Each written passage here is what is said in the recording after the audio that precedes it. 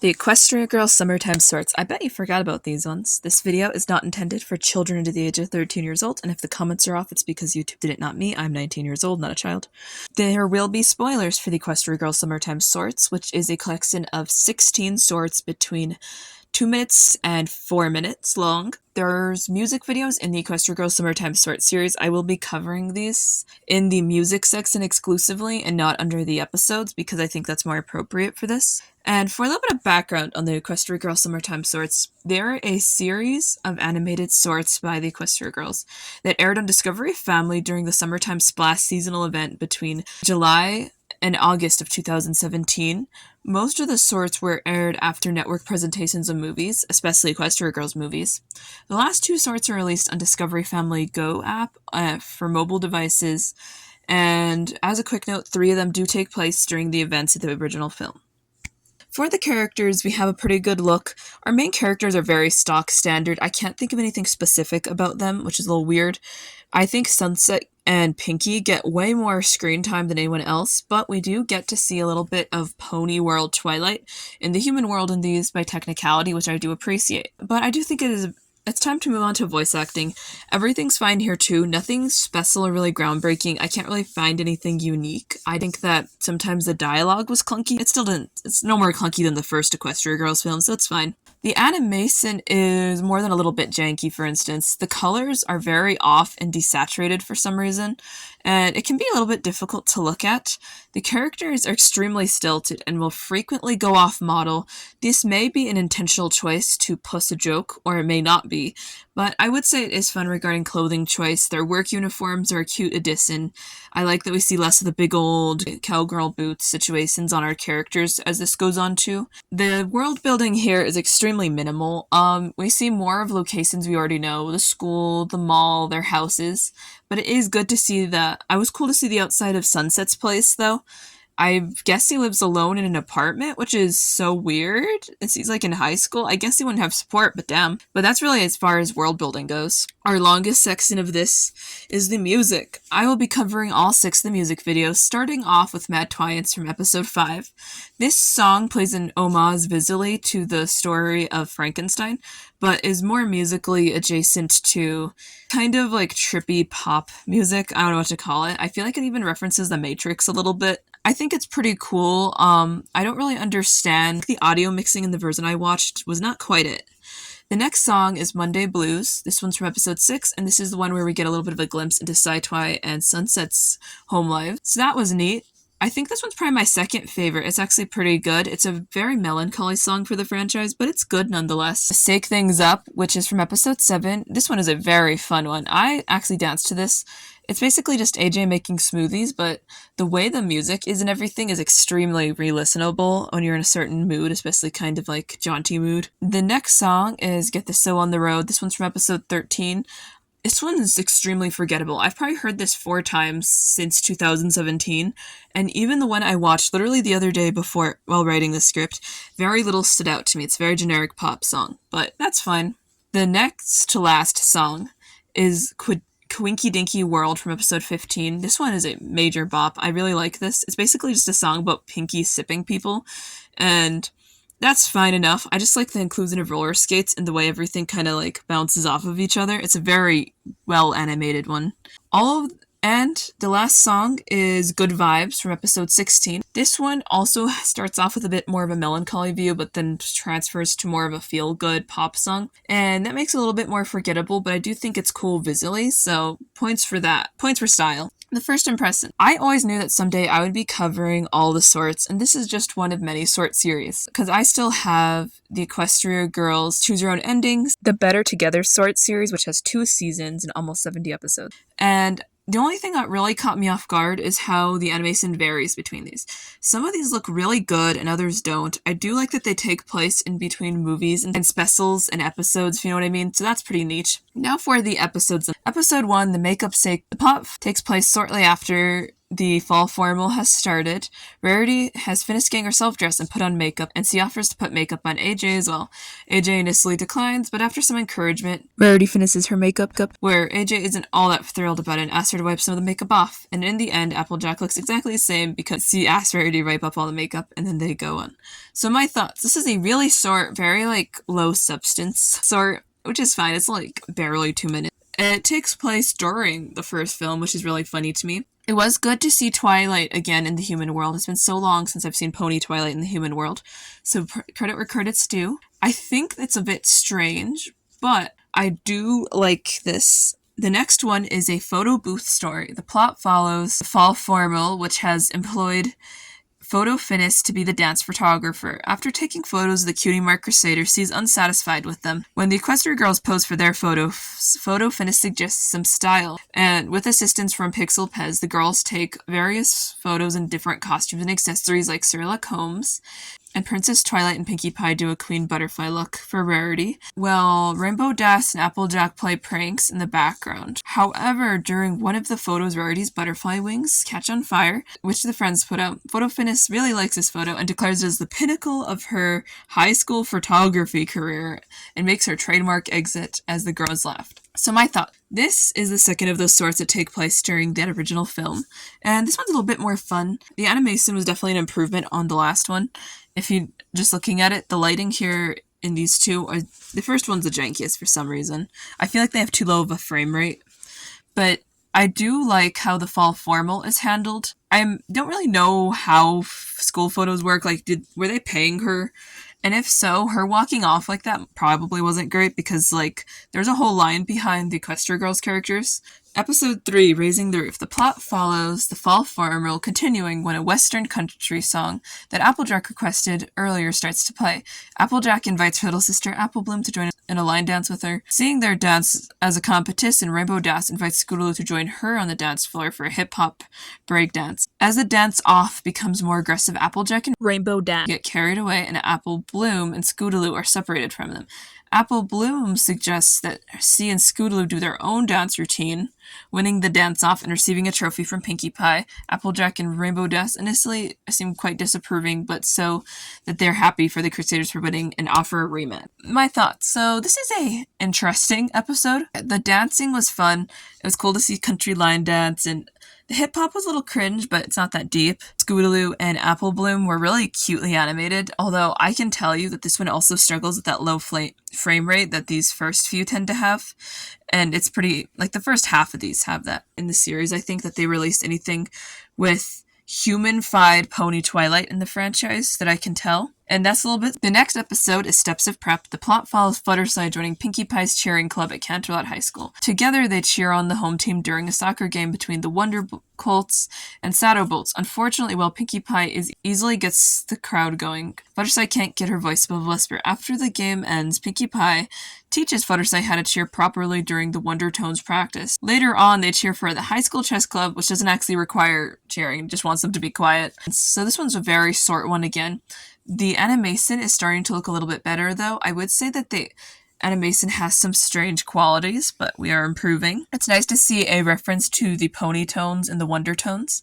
Season 4 references are pretty rampant here, actually. Although I do have to wonder why they're up against Crystal Prep right now, because I kind of speculate that this one takes place during Friendship Games, because they do have games going there at the school, but do not quote me on that. I just speculate that. The next two are music videos, Mad Twilights and Monday Blues. Already covered those. Then there is episode 7. The plot follows Fluttershy giving her friends pets baths in preparation for a photo shoot as a part of a charity calendar to raise money for the animal shelter. Sunset Simmer wants to contribute, but she doesn't have a pet of her own. Fluttershy asked her if she wants one, and initially Sunset says that she wouldn't even know what to choose, but later on during the photo shoot in the CHS music room, Sunset becomes envious of all of her friends' cute little pets, and Fluttershy offers to take her to the shelter to pick an animal. Fluttershy shows Sunset an assortment of pets to choose from, but none of them really capture her attention. Just then, she becomes enamored by a small leopard gecko calling to her like a ray of sunshine. Later on, the pets continue the photo shoot where Sunset's newly adopted pet, Ray, is included. My thoughts. Okay, so I'd be lying if I didn't say this is a cute sort. The animals are cute, but I have qualms in regards to how the animals are treated throughout. The amount of animals that should not be cohabitating and hanging out is astonishing, and I do not like it. The main issue I cite is the leopard gecko is cohabitating with other tropical lizards. They call a fancy goldfish a benefice when that's clearly just a long-tailed fancy goldfish. It's too round. If that's a benefice, it has something called dropsy, which is a deadly fish disease, which I will get stuck on with fish care. This is one of my character flaws. But I do think it's cool that the gecko's named Ray, the leopard gecko, and I do love leopard geckos. My sister had a yellow leopard gecko spots, which is pretty neat.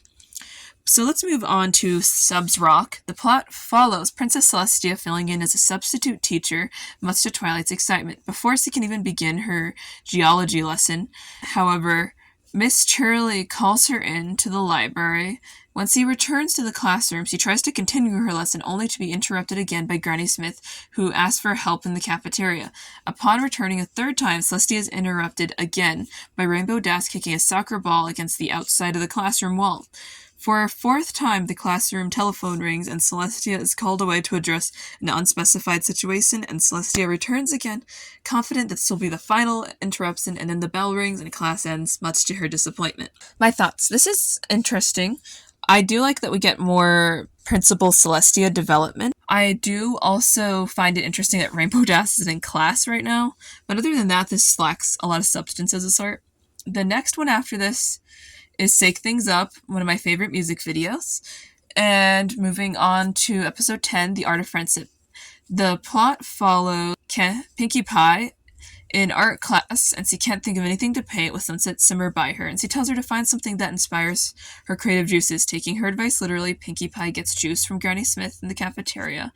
Still doesn't have any ideas. Next, she tries to find natural inspiration by interacting with birds and trees. Still nothing. Lastly, she finishes by trying to play the drums on the entire school with her drumsticks. Later on, back in class, Pinkie relents because all else has failed and she still doesn't know what to do. Sunset tells her to just paint something that makes her feel happy or interested, which she does, so she ends up painting Sunset Simmer in a quite messy way with the paint, and then she sews her, and then Sunset's like, I'll paint you later, and this is done. So my thoughts. This one really is a fun one for leaning into the Pinkie-Sunset dynamic. It's really prevalent throughout the franchise. I also really like to see the references here because there are a few. I found Pinkie Pie dressing up as a bird in the tree to be hilarious. She's like, chirp, chirp, and I'm like, girl, that's not how this goes. But I also think it's interesting that she did Sunset, and Sunset agreed to do her later. I also thought it's cool that Sunset's so good at doing sunflowers. They really like to lean into the sun iconography with her, so that's neat. The next sort is Canterlot Movie Club. The plot follows Apple Bloom, Sweetie Belle, and Scootaloo as a part of the CMC Canterlot Movie Club going to the movie theater mall for another viewing of the Daring Do film, when all of a sudden a dismayed Pinkie Pie appears before them and saying that she lost Gummy somewhere in the theater whilst buying candy. Inspired by Daring Do's inventors, the Crusaders volunteer to find Gummy and Pinkie. After a bit of searching through the mall, the Crusaders find Gummy inside a claw machine game in the theater, and after a few games, Scootaloo succeeds in winning, and Gummy is returned to Pinkie Pie much to her gratitude. With their adventure complete, the Crusaders head into the theater to watch the Daring Do film once again. So I will start off by saying we have a bit of a timeline placer, which is nice to see.